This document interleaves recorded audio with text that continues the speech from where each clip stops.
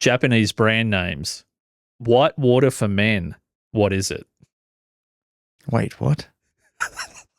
Sake in hand, we'll mispronounce stuff because we're two gaijins and words are tough. So welcome back to Sake This. My name's Josh. I'm here with Justin. How you going, Justin? Good. My name is Justin. So I just want to throw a little bit of Japanese news at you, mate, and see what you think. So I've got a few articles here. Two of these are real and one of them may or may not be real. So the first one, Japanese bar for sitting and spacing out opening in Tokyo offers the luxury of doing nothing. Tokyo bar offers doing nothing. Correct.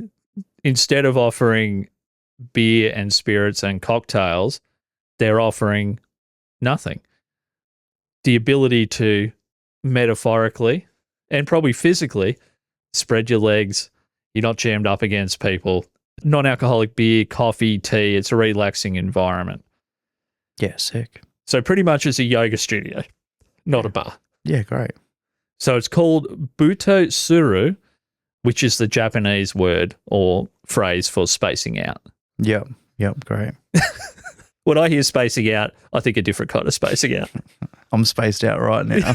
Exactly. And you've given me the option to.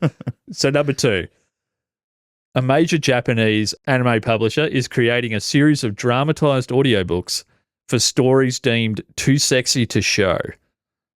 What's too sexy to show? What does that even mean? I guess, yeah, it's trying to capture the smuttiness stuff going on at the moment. Yes. Okay. Yep. Great. So some anime fans are up in arms calling this move censorship. And as opposed to the pixels that like how's that sense? Okay. Yep. Sure. Yeah. Yep. I'll go with it. They want the sexy and they want to be able to see it. But they can't see it usually anyway. Correct. That's okay. Sure. Yep. Keep going. And several notable Japanese psychologists have also raised concern that audio can be perceived as more truthful than video and text, and some listeners might not be able to tell that it's actually not real and think that the anime in audio is real and it's the truth. It's concerning a lot of people. Okay. Not concerning you, though, by the looks of it. No. Do you think the listeners think this is real? We'll find out. And number 3 for this week, a Japanese school teacher is losing their job for misconduct after being caught in a convenience store working. Oh, that's true. 100%. That's too Japanese to not be true. So I can confirm this one is true. Yeah, you don't need to confirm. That's just true. The Board of Education has issued an apology to the children for emotional damage over their teacher having a part-time job.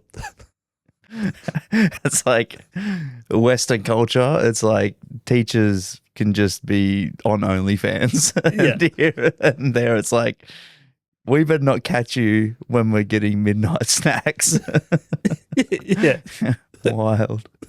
I mean, yeah, I would probably be a bit traumatized if I seen my English teacher working at 7-Eleven or something. It would be a bit. Do you know when you'd seen like a teacher just outside in the wild anyway, you're like, oh, they have a life. But to then be reconfirmed that they don't have a life and they work nonstop, just at different jobs. The act of having a job outside of their primary job has been described as inexcusable in the eyes of school administrators. You've just got to work and you've only got to have one kind of work. Yeah. Yeah, sick. You are. I don't even know I don't know how to respond to this because it's sad, isn't it? It is sad. That is sad. It also kind of puts into perspective that, and you're right, there's only very few things that a teacher just simply can't get away with in terms of having another career in Australia. And whether you believe they're highly paid, underpaid, appropriately paid or whatever, they have the option to go out there and sell you a slushie. Whereas this guy's inexcusable. Yeah. I think it's the It's the fact that it's made headlines, like proper headlines, that it's like, oh yeah, that's the sad part. Yeah. Because it's like, just wanted to work a part-time job. You seem to. Are they a sub? Sorry, does it say anywhere if they're a substitute teacher or if that's just a? That I couldn't get. Okay. I couldn't get confirmation. Because if on it's that. a substitute teacher and they've got it, like that is a load of rubbish. Yeah. Even more so than just being, yeah. But yeah, cool. Good on them. We'll give you not enough hours, but don't you dare go out and get others. Yeah. That's not on. So you had a bit But of. I'm pro shame, so it's also. Yeah, shame needs to come back in general. It's funny because it's been gone so long that it comes back in the worst form. Yeah, it's like, yeah, we'll let all this slide, but don't you dare work a second job. Yeah, that's it. Not in front of my children. Yeah, correct. So you had a little bit of a sense that potentially one of these stories wasn't real. Yep. Which one are you going with? Sorry, just the quick headline for 1 and 2 again. So number one was that there's a bar that's specifically made now for spacing out that serves only non-alcoholic drinks. Okay, that's true, yeah. So what's the second one? The second one was a major anime publisher is to create a dramatized audiobook for stories deemed too sexy to show. Okay, okay, so that one's, I feel true but exaggerated in some way. But You're right on the money there. Okay, sick. There's a little pinch of the truth in there, like a little wasabi in the mix. There's a bit of spice, but I've just added a whole lot of spice. Okay.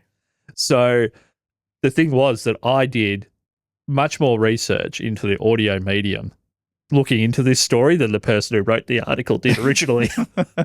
Okay, great. Because have you ever read an article by someone that when they say some anime fans are up in arms calling the move censorship?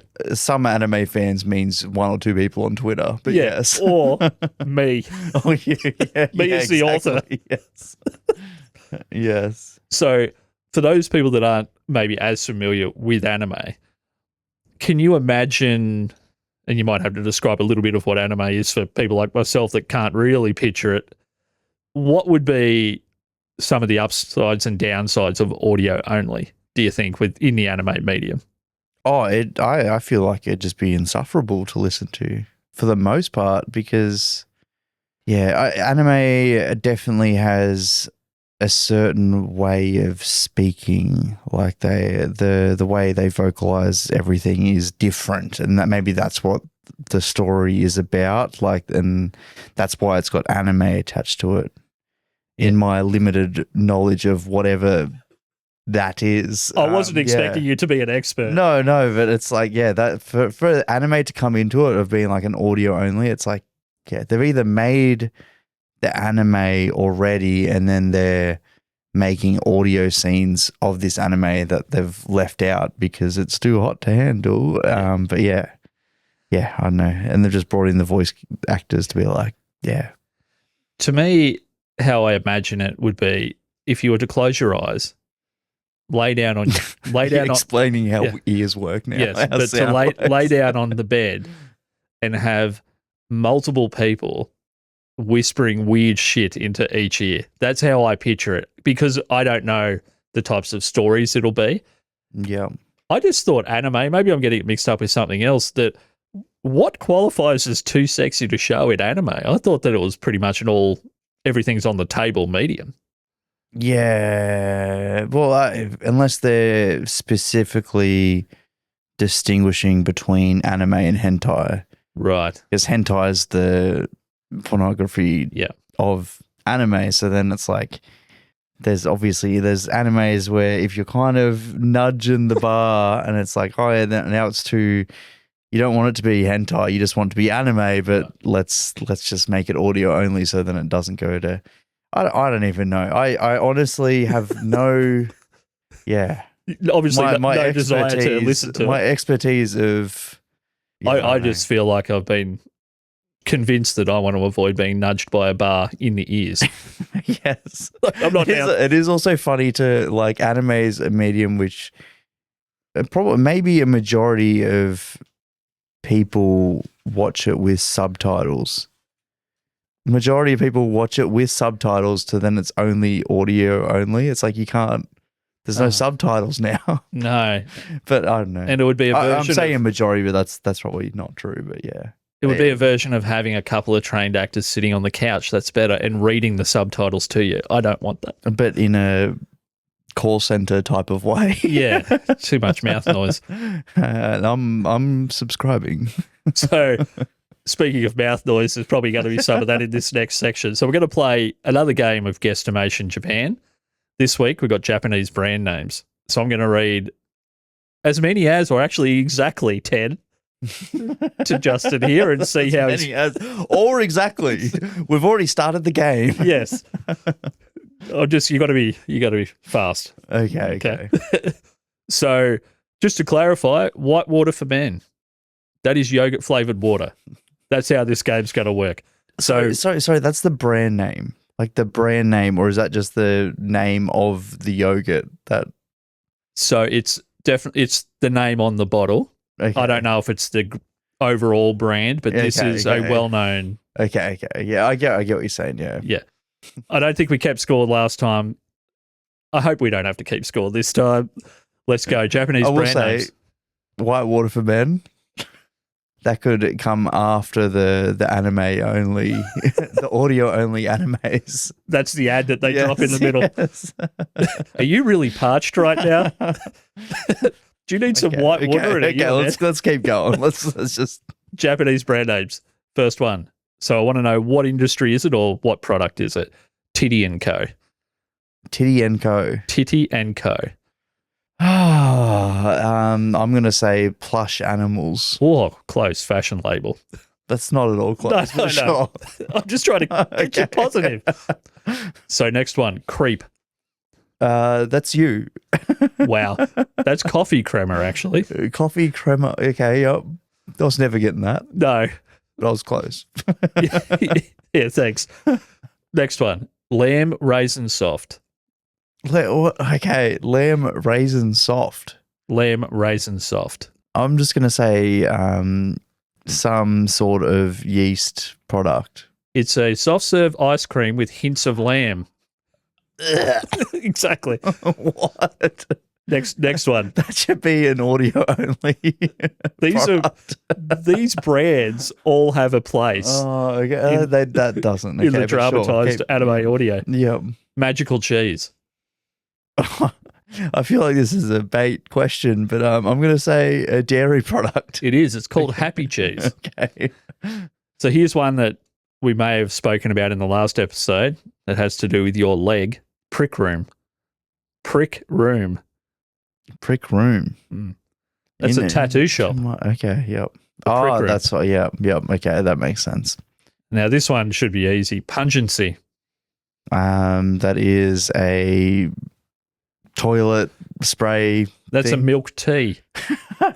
Why'd you say that should be easy? I don't know. I thought you were going to say me again. I was going to, well, I may as well get thrown under the bus. I'd like to double back on my answer. It's you. It's you, Josh. So next one, Moist Dane. Moist Dane. I'm not going to go with local references, so I'm going to say another yeast product. It's a premium hair care brand. Okay. Why? So we've got two more to go. This one should be easy to figure out. Foot the Coacher. Foot the Coacher. Why is that easy? Shoes. Oh, it is almost shoes. It's a fashion brand. We'll call it shoes. Do they make shoes? They probably make shoes. Okay. And we've got two more, another Petit Bit. I will refrain myself from answering what I first thought of, and I will say a drink bottle. Oh, it's a small chocolate square. Small chocolate square. Now keep what you just thought about just then in your head. Calpis. A drink of some sort. It is. It's karupisu. Before he gets translated back, karupisu, it's bottled water. Bottled water. Well, you've got a couple in there, I reckon. Yeah. Mostly the ones Like two or apparently three. about me. Yeah, I nailed those ones. Yes. Yeah. So thanks so much. So we do actually have another listener letter. So if you're listening now and you've got a great story about Japan, reach out to myself or Justin. The contacts will be in the show notes where you can reach us. And we're happy to read them and just completely butcher the story for you. Okay, so we have our listener letter from KM in Brisbane, Australia. KM short for kilometre, I assume. On one trip to Japan, I was out for dinner with friends and we were seated on a traditional tatami mat. Me sitting like a prep kid. Visualize that. Over the course of the meal, my legs went completely numb and I couldn't stand up. The Japanese guys that I was with then started reminding me through fits of laughter that all I had to do was just stand up. It's like telling my wife just to calm down. On the same trip, I had a connecting flight inside of Japan, and for some reason, I couldn't check in beforehand. So both myself and a friend who was with me went up to the check-in team at the airport, and my friend started speaking with them about my situation. They all started uncontrollably laughing, and I was like, what? My friend then tells me that they're worried about your seating arrangements because you hadn't checked in. The only seat available is right up the back, and they think you're too big, i.e. fat, for the seat in between the two other passengers. Not the only time I felt, let's say, sizable. One time on a train in Tokyo when the crush of commuters came, my Japanese friends all hid in my shadow for safety. Just a bit of fat phobic behavior, which is always funny. I say that because the person that submitted the story also obviously thinks that, and not because I think that, because I'm a very good person. Oh, and the best. So, how did you find when you were over there? Were you bigger than the average person that you were around? Because KM's pretty much suggesting that they're quite a bit bigger than the average Japanese person. Oh, yeah, for sure. Like, yeah, I would say if you're over 80 kilos, like, yeah, you're a big person, in comparison to, yeah. I feel like a big dog over there, for sure. So let me ask you, going back to KM's letter, one time on a train in Tokyo, when the crush of commuters came, my Japanese friends all hid in my shadow for safety. Did you feel physically secure even though there was that many people around because you were bigger than them? Not really. I never had that situation, like the peak hour crush, pushing into a train type of thing. Yep. I just kind of distance myself from that because I'm not someone to get in that situation regardless. Mm. But if it's still like, yeah, it is such a safe country in comparison to like Australia, and Australia's a pretty safe country.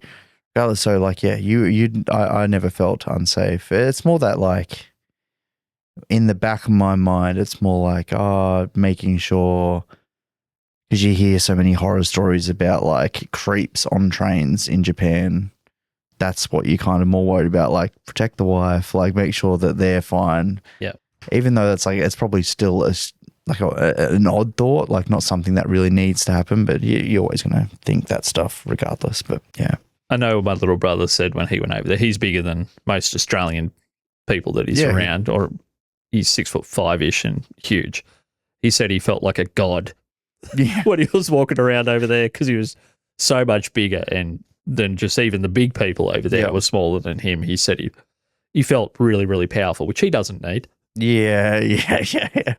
One of the guys I went with, it was a big guy and like big muscular guy with a lot of tattoos. So it would always like draw so many eyes because tattoos are taboo over there, or at least were a little bit more even when I went over there. So yeah, we had like 19-year-olds, like groups of them come up and like want to check out all the tattoos on us. And it's like, yeah, cool.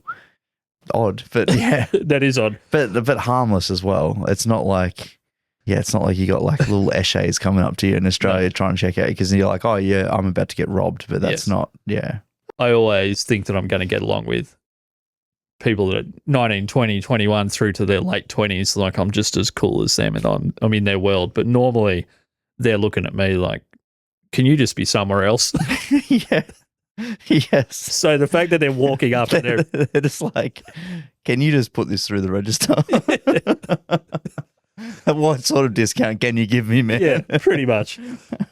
So to think that people are coming up just to obviously meet you, check out the tattoos, maybe practice their English if that's what they were trying to do as well.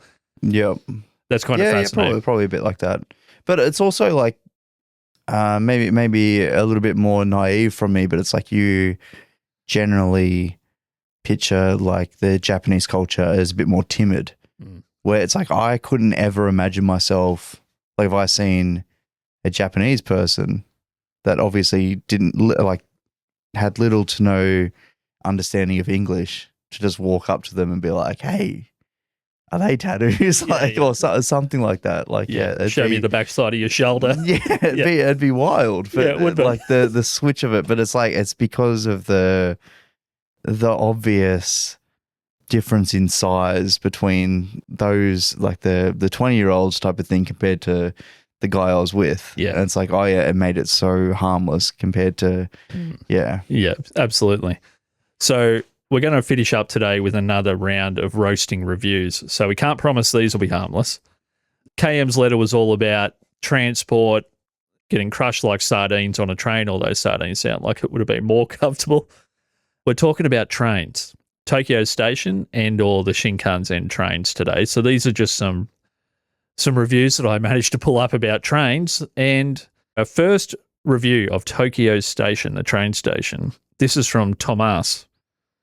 Tom-Ass. Horribly signposted internal hellhole. Almost missed our train for the lack of a better word. Shit directions. No punctuation. Nothing in there. But yeah, he's just wrong. He's given that a 1 star. He's just wrong. That was so easy. Use GPS, like use any sort of like Google Maps. Just, it's funny because this is on like obviously left on Google or something that he could probably get directions on. A lot of the comments to that one on certain sites, you can have a rebuttal. Do you agree with this? Yep, Do you not agree? A lot of it was the only thing that was shit about your directions was you were looking the wrong way to see all the signage. Yeah. Like it's all there. It's all there. It's in English. It's in whatever language you want it to be in. It's there. Yeah. And your phone is there. Thomas. Yeah. If your problem is that if there's a big crowd, you're going to get flustered. It's like an airport. Like people get lost in airports when it's very easy signposted things, generally speaking. So that is, Thomas is probably just bad with directions and he's taken it out on Tokyo Station. Bad with reviews too, I would say. Yeah. Oh, well, you'll get through it. So what else have we got here? We've got a review here from Dane. It looks like a 5-star review. That's a 1 star. Okay. We've got a 1-star review from Dane, and it says, "Will sincerely everything." 1 star. So these 3-word reviews, even with the translation issues, I can't imagine translating 3 words that turn to be pretty much everyday words. I put that one in there because it was a 1 star, but you think that's fake? Yeah, or there's the mistranslation on sincerely. Maybe the word they used can either translate to sincerely or like F up type of thing. Yes.